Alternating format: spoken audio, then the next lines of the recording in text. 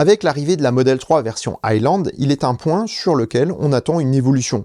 Et c'est bien entendu la batterie. Disposant dès l'entrée de gamme d'une autonomie WLTP de 491 km, il est bien possible que la barre des 500 km soit passée avec ce nouveau modèle. Et c'est grâce à CATL.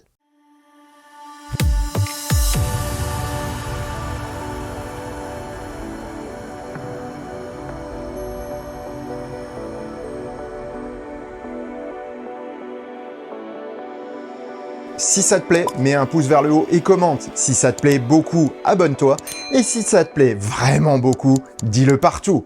Merci. Tesla est loin d'être exclusif dans le choix de ses fournisseurs.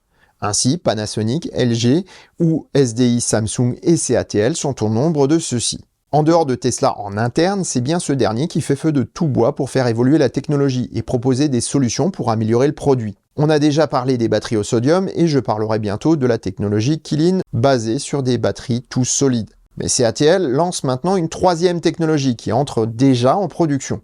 Ce n'est pas une batterie de dans 3 ans, mais celle d'aujourd'hui. M3P, c'est le nom de cette nouvelle cellule.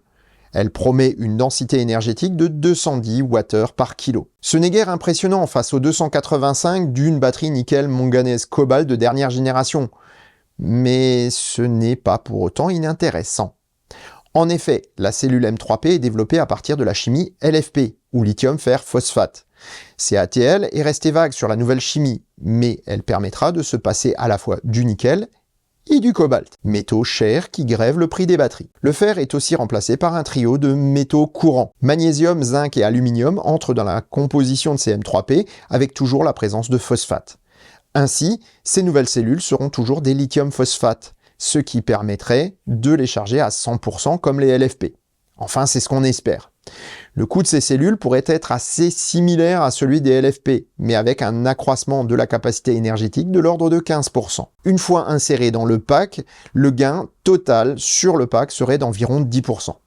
Or, Tesla s'est positionné pour acquérir ces nouvelles cellules pour les utiliser dans ses autos d'entrée de gamme produites à Shanghai. Ainsi, Model 3 et Y pourraient voir leur autonomie augmenter sans hausse de prix.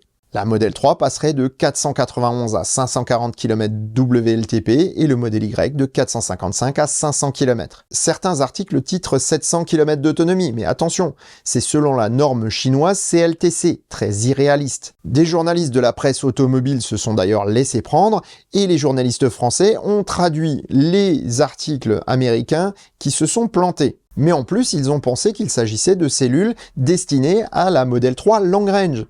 Ce n'est pas le cas puisque Tesla ne fait pas appel à CATL pour les batteries de ces versions. Restent plusieurs inconnus toutefois. CATL avait annoncé commencer la production en 2022 pour les M3P, mais il semblerait que le programme ait pris un peu de retard.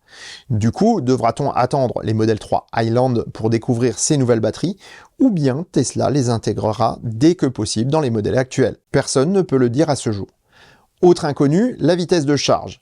CATL n'a pas encore communiqué sur le sujet, mais on peut supposer que les Tesla M3P chargeront aux mêmes puissances que les versions LFP, à savoir 170 kW maximum. En tout cas, que de bonnes choses pour les futurs Tesla d'entrée de gamme, et le démarrage de la production des 4680 Roadrunner pour les modèles à grande autonomie, tout comme la sortie des chaînes de production des premières modèles Y à batterie BYD structurelle à Berlin, les prochains mois promettent de belles évolutions chez Tesla. À suivre assurément. Avant de finir cet épisode, je voulais vous rappeler que la semaine prochaine, je ne suis pas certain de pouvoir vous produire des vidéos. En effet, je suis opéré de l'œil droit le 3 avril et je ne sais pas dans quelle mesure je pourrai travailler. Merci de votre compréhension. Et sur ces bonnes paroles, je vous souhaite bonne route et vous dis à bientôt pour un prochain épisode du Choucroute Garage. Portez-vous bien. Ciao!